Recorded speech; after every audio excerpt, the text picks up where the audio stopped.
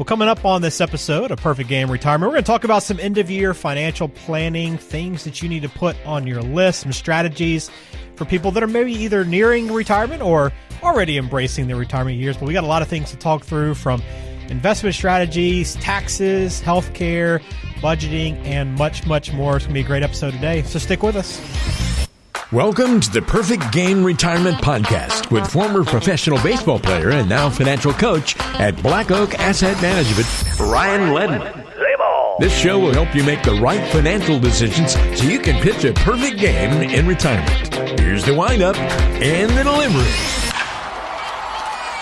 Welcome into the podcast. Glad to have you on the show today. I am Ben George with Ryan Ledden, as always. Ryan, what's going on? I mean, it's hard to believe it's the end of the year. I know people say that all the time. I hear conversations right and left. I mean, as we're recording this, because again, we do these kind of a month in arrears, but I mean, Thanksgiving's next week. I know when listeners are listening to this, we're knocking on the door of Christmas, but yeah, it's cliche, man. The older you get, the faster this stuff goes by.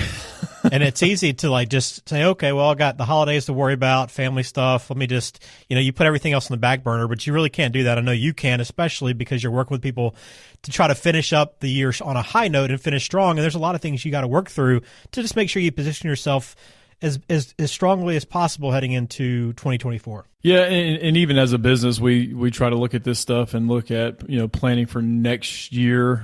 Some companies do this way before the toward the end of the year, but me personally been preoccupied with other things as it has to do with work stuff. But so basically, our month of December is looking ahead for next year and what that looks like. Is this constantly evolving and changing? What new marketing things are we going to do? Just goals, things like that for the next year. Some people like to do this after the end of the year because maybe they're mentally checked out, and they start doing this in January. But I think you got to do this beforehand to get these things in order so you can hit the ground running essentially in January.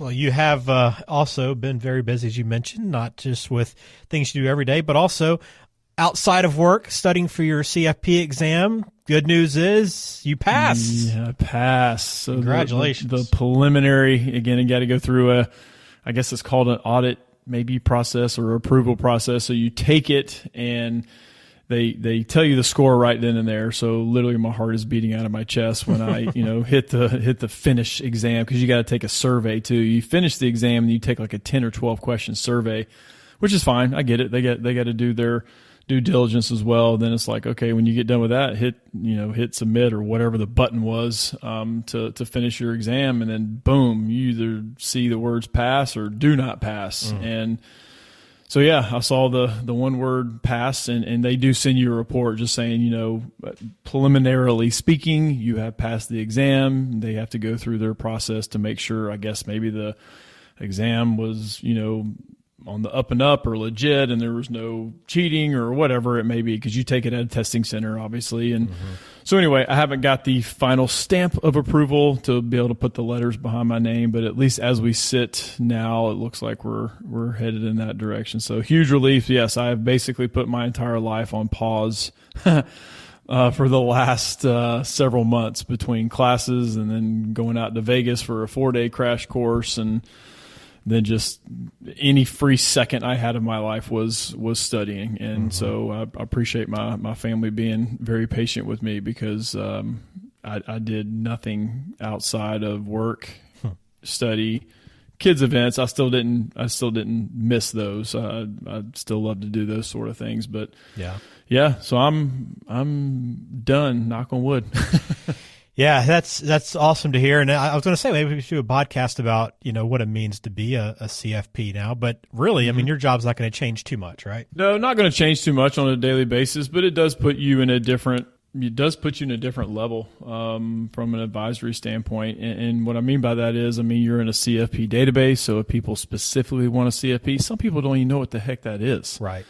But I have been in meetings before where people have asked, are you a CFP? And for years, I've had to say no. I have another designation, retirement income certified professional. So that I do have. And there's 10 million different designations. But in my industry, you see those 3 letters, and usually it's pretty instant recognition, like, oh, okay, that person had to go through a lot to get that. Now, you have to stay, like your continuing ed, that stuff gets more and more in depth, which is good. It should be, because you're at a different level. But if people start asking now, it does open you up to maybe a different client base, and you can say unequivocally, as long as I go through the audit process and everything works out, is that you're a CFP. And so it is something that can separate you. I have several friends that are CFPs, and they say the same thing. Like, yeah, instantaneously you don't see a big difference, but over time you do see the difference in who you're potentially working with. Right.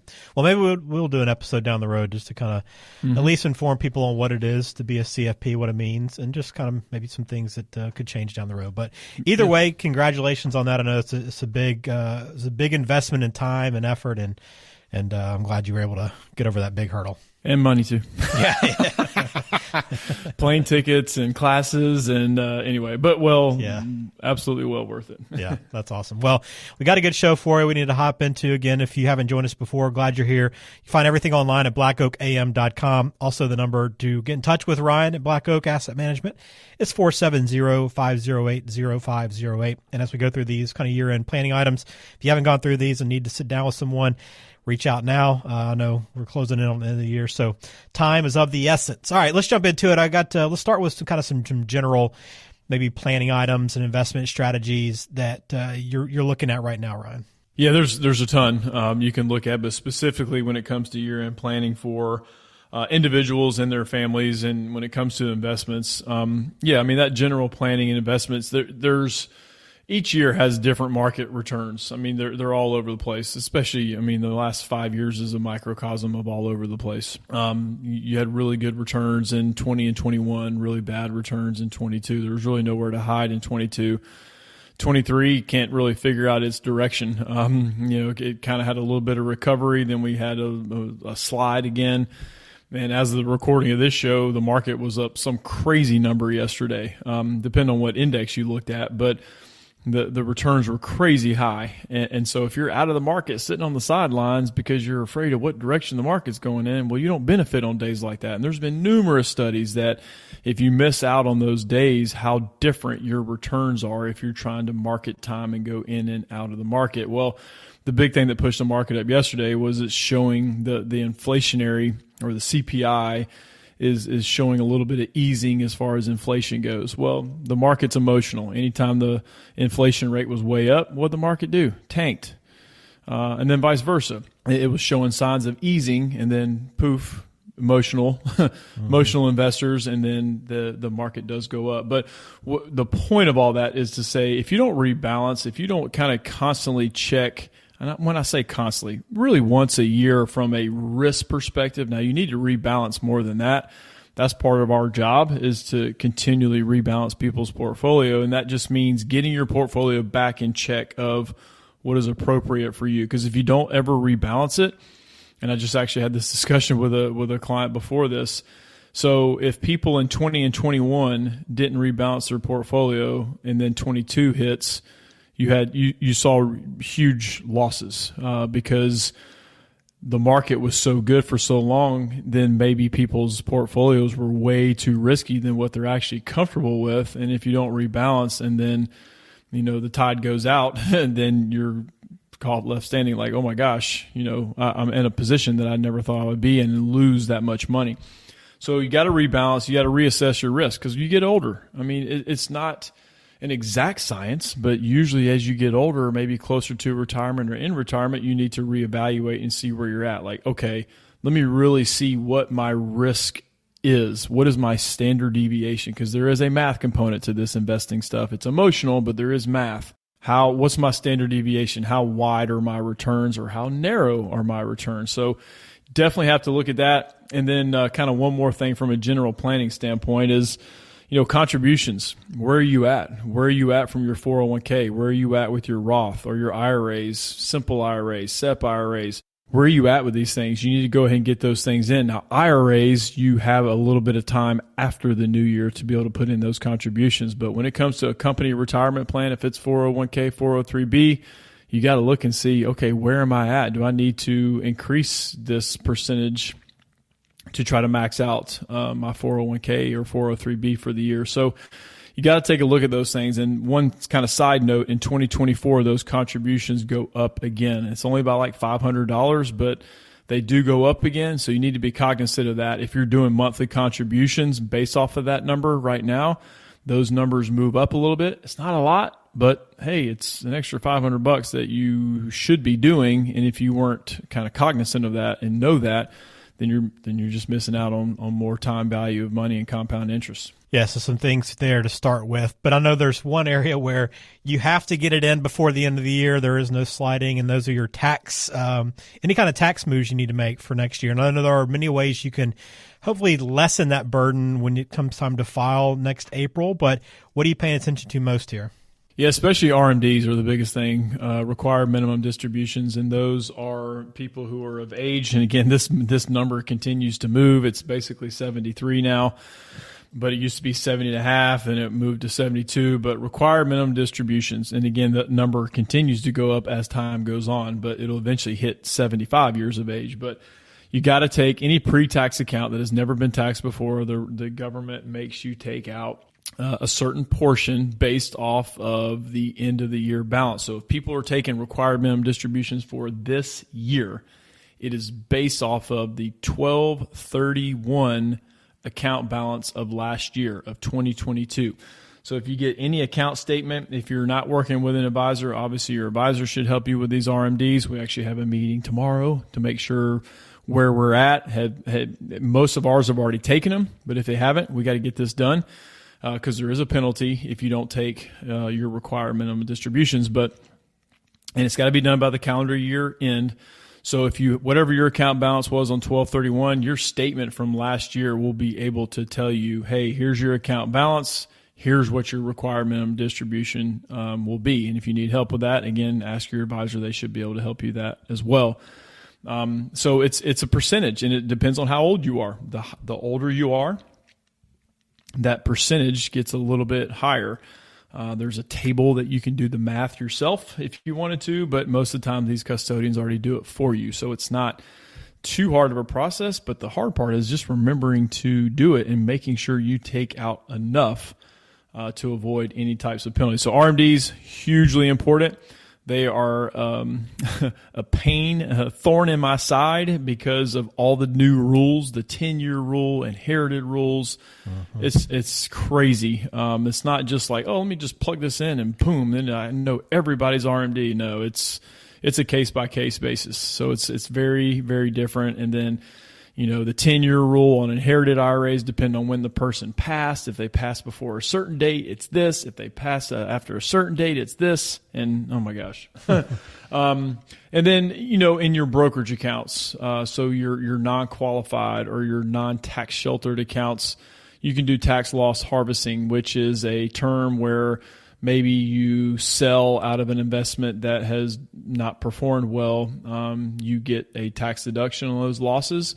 Or maybe you had gains early in the year and maybe you sell so you can offset some of those gains. Now, obviously with software and technology, it allows us to be able to do this tax loss harvesting, but that's a case-by-case basis as well. But if you need to offset gains or just have a tax deduction and you want to get rid of a holding or an investment, you can do that, and you're able to write off a certain amount. And if it's over a certain amount, you can carry that forward each year, depending on how much you did lose in that investment. But those are very, very sensitive when it comes to year end. And one last thing, as far as taxes go, if you're wanting to do a Roth conversion, it's got to be done by 12/31. Okay, that's not carried over to next year. It's got to be done this year.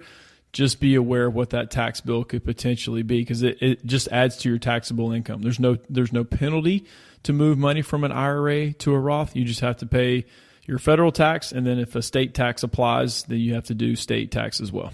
For anyone that hasn't done a Roth conversion before, and you hear this deadline, is this something you need to get in and have a few weeks to do, or could I come into your office on December 30th and say, Ryan, I want to try to look at this Roth conversion and see if it makes sense and execute it before the end of the year? Great point. I'm glad you said that. No, it's got to be done earlier, because even Schwab puts it on their website, because that's who we use as our custodian. Charles Schwab will put this up there and be like, if you're going to do this, this paperwork or this DocuSign needs to be in by X date. Okay. So I tell people, get these things in. If you want to do it, we need to get in here or schedule a call or whatever it may be by mid-December. And that, as the recording of this show, could be already passed or right near that deadline. So you need to get those in as soon as possible. They do, custodians do the same thing around April 15th because you can get in Roth contributions or IRA contributions for the previous year up until that deadline. We tell people, do not wait until April 13th. They want this paperwork or this DocuSign in by usually the 1st of April because they get backlogged and it's got to be processed before the year end for it to count. And so they say, if you want it guaranteed to be done, it's got to be in by this date. So don't wait. Okay. So some big tax items that need to be paid attention to now. So if you haven't done that, really now is the time to sit down and do that. So if you want to talk with Ryan, again, you can get in touch, blackoakam.com or over the phone at 470-508-0508. Another thing going on right now, open enrollment started in November. I know some things to review there. Ryan, what do you tell people in terms of their health care, long-term care insurance? What are you looking through right now? Yeah, open enrollment is a big time. Some of it's past, but this is toward the end of the year when you look at your different plans. I have a few clients coming in this month looking at their benefits through their employers as well. So that's something you need to sit down with your advisor as well, is looking at your benefits each year. Does it need to change? Do they need to be altered? When it comes to Medicare, we do that in our office as well. So open enrollment happens toward the end of the year. And do we need to make changes there? Because that constantly changes. Now, the types of plans, the alphabet soup of Part A, Part B, and all that doesn't change, but kind of the nuances inside those plans do change. Prescription plans change, and people have new meds that they're taking. Okay, does this prescription plan still fit what you are taking based off of your script? So you definitely want to look at that as well. So it's good to take an inventory. Sometimes that stuff gets passed over. Not that health insurance is not important, but most people go through their employer to get that. But we help people take a look at those things. Insurances, because we broker that out as well when it comes to long-term care or life insurance, and taking a look at, hey, is this life insurance needed anymore, or do we need to convert over? It's a term policy. Do we need to convert some over to whole life just so there's some sort of death benefit down the road? Long-term care insurance, did you get a premium increase this year? And because those things can pop into your mailbox and you don't even realize it, and you get a letter from the insurance company saying, hey, your premiums are going to go up. Either you keep the same benefit, premium goes up, or you keep the same premium and your benefit goes down. So wanting to take a look at that and go through each one of that. So taking inventory of insurance is just as important, and especially Medicare for our retiree clients. All right, so health insurance, Medicare, time now to look through that and review any necessary changes. All right, so those are some of the more, I guess, common planning items people would think of. But let's maybe zoom out a little bit and talk about some other areas where you should be paying attention. And I know, as the year comes to a close, it's a good idea to reflect on kind of where you stand on things, just kind of review and assess your situation. And one of those is with your budget, your income, just kind of where do you stand overall from a health, I guess, a financial health status with heading into retirement, or if you're in retirement. Yeah, spending plan is huge, especially this time of year. Again, don't wait till the beginning of the year and have this New Year's resolution. Go ahead and do it now. December is a busy month, but there's also a good bit of downtime. You're around family, so this is where you need to take inventory of what you're spending, because especially when you get to retirement, taking an inventory of this stuff every single year, because income plans change constantly. Investment account balances change. So it's really a good time to go, okay, what did we spend this past year? And by the recording with this release, you should have a pretty good idea of what you spent the entire year. If you have to, print off every single monthly statement and go through and look at, okay, what came in, how much did I spend? Do we have a problem? Do we need to change what we're spending? Do we need to take out a little more per month? Take an inventory of your Social Security. They just announced not too long ago that you're getting a 3.2% raise, COLA raise in Social Security. So what kind of impact does that make? Inflation is slightly less. I read some article this morning, ironically, and again, because we're doing this podcast right before Thanksgiving, and it did I guess every year they do kind of an analysis of what the inflation is based off of Thanksgiving dinner meals, and it said that the costs are less this year than last year. So just getting an idea of what, and if you need some kind of a tracker app, there are 10 million of them out there. But sometimes that's what people need to be held accountable from a tracking standpoint, not just printing off statements and looking at, okay, where did I spend? Kind of do forward thinking and see where you're going to spend. Do you have a big trip planned out next year?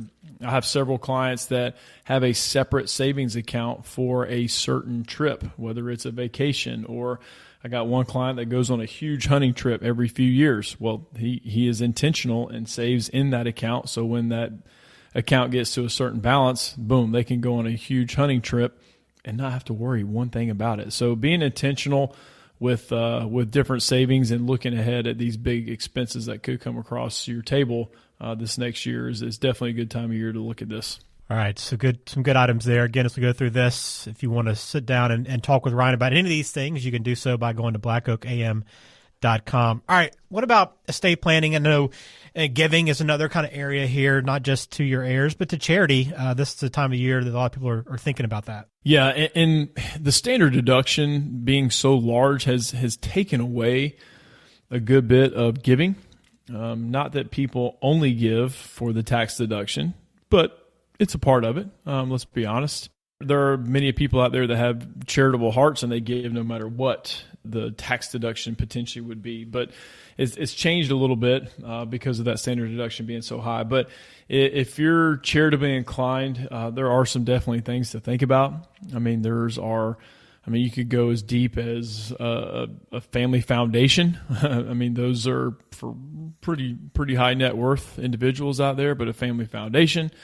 You could look at charitable, irrevocable trusts. There's different things out there that you could do there to give to a charity each year, and then your heirs then receive your money when you pass, or it could be the reverse. You could have irrevocable trust that gives income to your family while they're alive, and then when you pass, the charity gets it. So a bunch of different ways to do it. Maybe outside of just you writing checks to your church or to an organization that means a lot to you, you could do a donor advised fund. A donor advised fund is where you basically put money into an account, you can invest it, and then you can give money or give to charity out of that account. So it's a way to continually give your whole life. You can keep putting money in this account and then give out of this account, and it may go far beyond your passing. That's kind of the cool thing about a donor advised fund. So there's more to those, but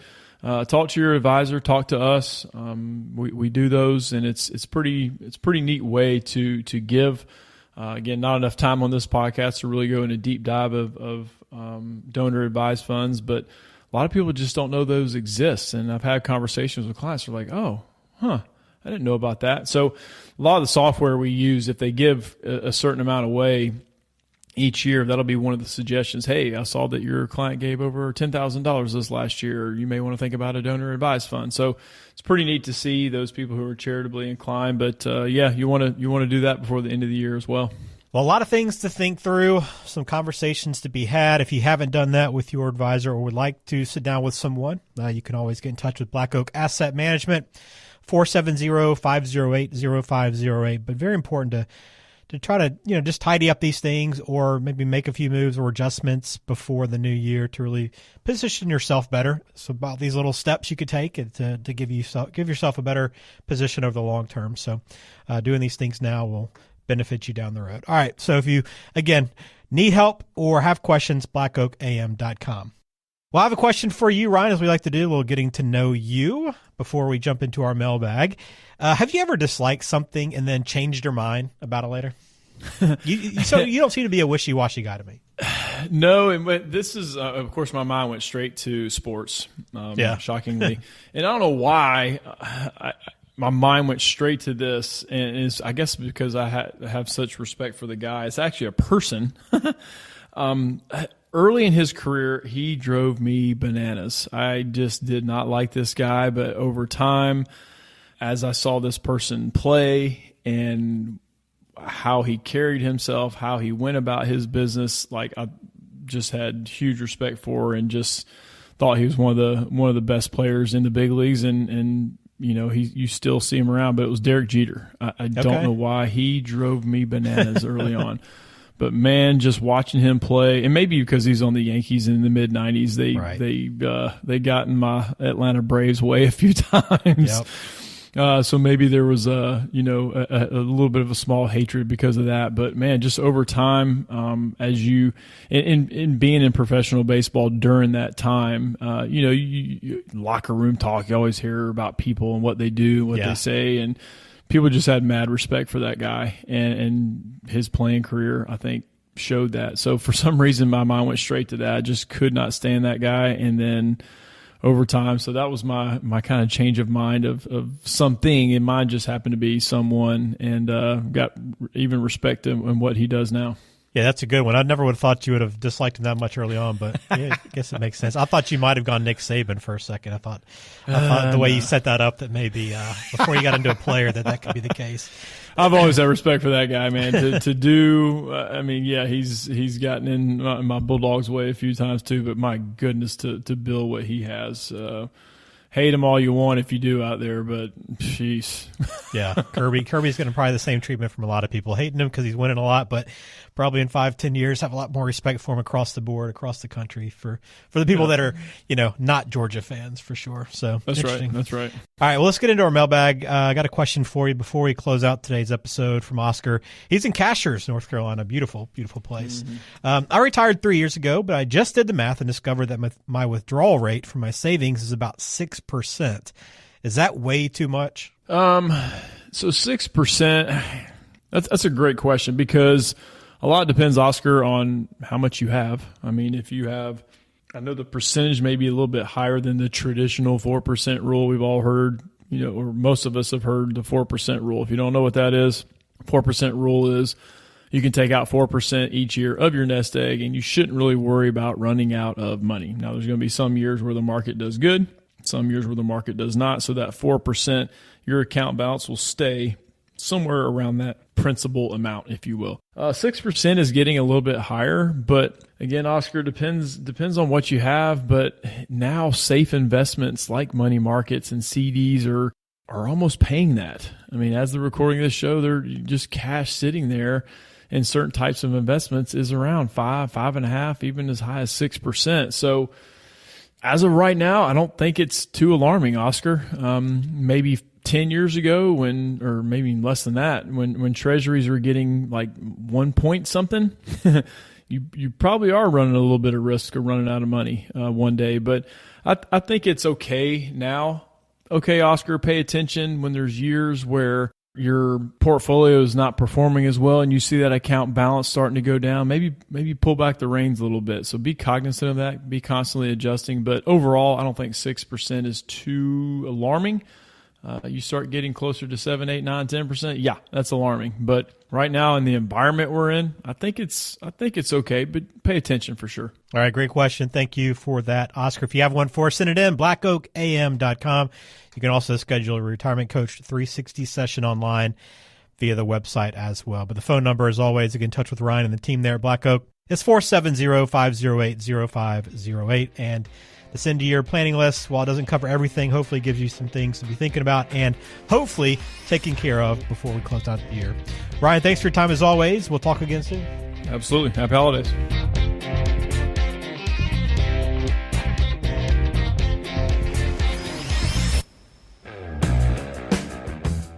The Perfect Game Retirement Podcast is brought to you by Black Oak Asset Management, serving the greater Atlanta area with offices in Alpharetta and Macon. The show is available on Spotify, Apple Podcasts, Google Podcasts, and wherever you listen to podcasts. Subscribe to the show on your favorite app today and never miss an episode. Just search for Perfect Game Retirement to find us. You can also visit blackoakam.com to listen to past episodes, to contact Ryan Ledden, and to learn more about how to pitch a perfect game in retirement. Information provided